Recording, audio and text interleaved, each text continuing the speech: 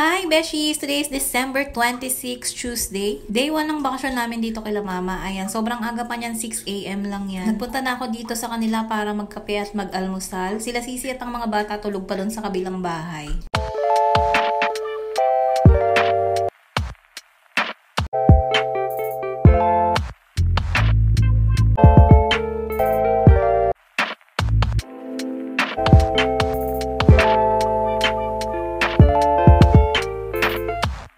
Now, 6:20 AM. Sobrang sakit ng ulo ko kagabi. Nandito kami kila Mama sa Makati. Hindi na ako masyado nakapag-vlog sa sobrang sakit ng ulo ko. Hindi ko rin na-enjoy yung foods na luto ni Mother.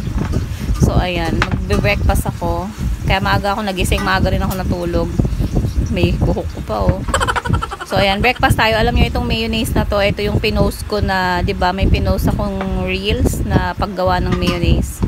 Ayan, ito yon. Gumagawa yung mama ko ng mga mayonnaise. So, sabi niya hindi daw to binibenta. Pang sa amin lang yan.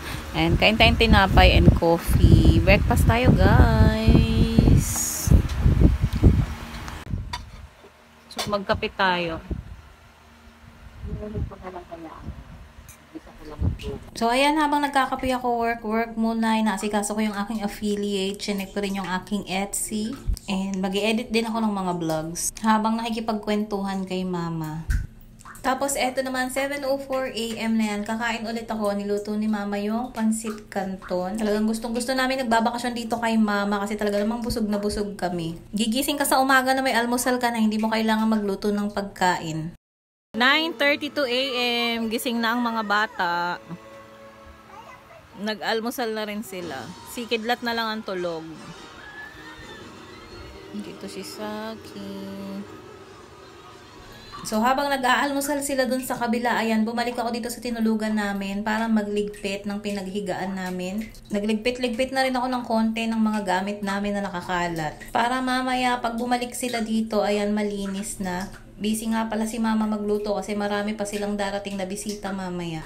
Pag dumating na yung mga bisita nila, papupuntahin muna namin dito yung mga bata para hindi sila makagulo dun. Now, what time is it? Now, 10:39 AM. Ayan, dito muna kami sa kabilang room. 10:38 AM. Akin na may kukonek ko.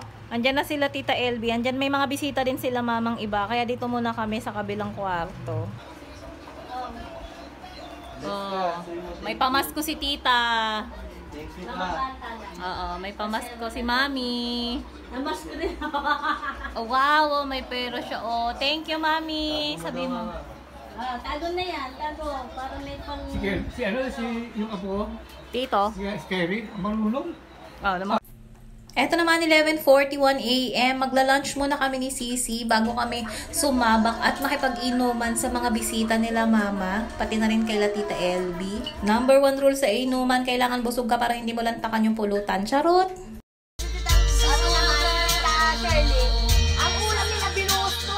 Ito naman sa akin, wala na ako. Yung ulam nila kanina doon. Oo, nilagay.